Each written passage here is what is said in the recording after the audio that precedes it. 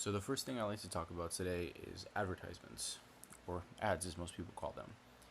Advertisements is something that we see every single day, whether it's on TV, whether it's in newspapers, magazines, social media, billboards, or we're driving somewhere.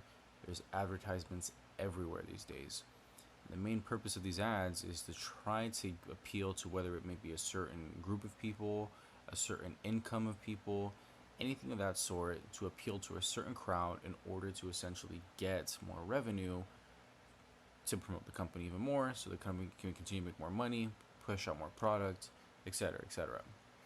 Um, the ads, they evolve over time, and as the ads continue to evolve with as technology advances, some of these ads can be very misleading. They can use people, they can use other objects. Some of the slogans they may have may not necessarily be the most appropriate slogans that they should be using in order for their ads to be promoted in the first place.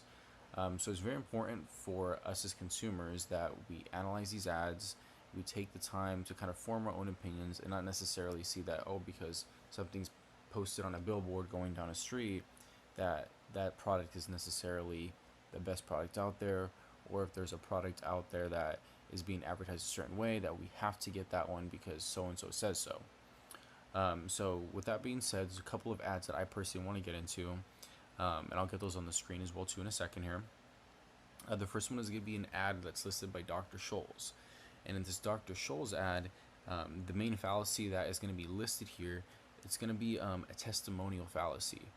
And a testimonial fallacy is defined as a standpoint or product that is provided by a well-known or respected figure who is not an expert and is also more than likely paid by the company for the endorsement. Usually it's a hefty amount. In this particular here, in this person here, in this case, um, the person they have here, London, she's not an expert, but she's rather more of like a fashion expert.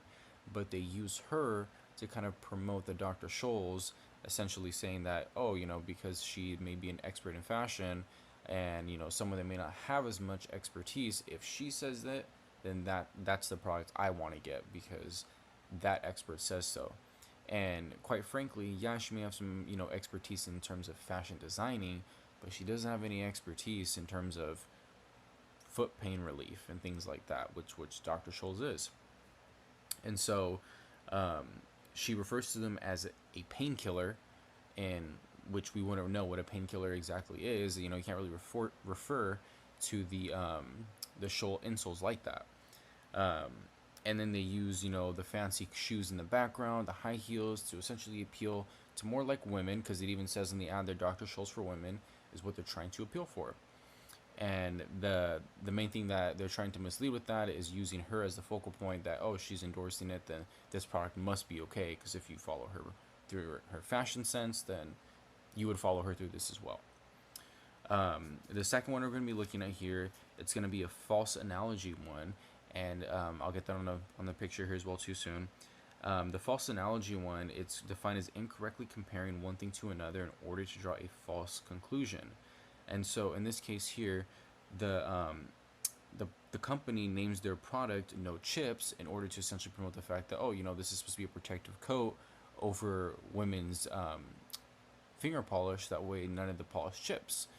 And they call it No Chips, and then they have essentially poker playing chips on the screen to kind of coincide with that.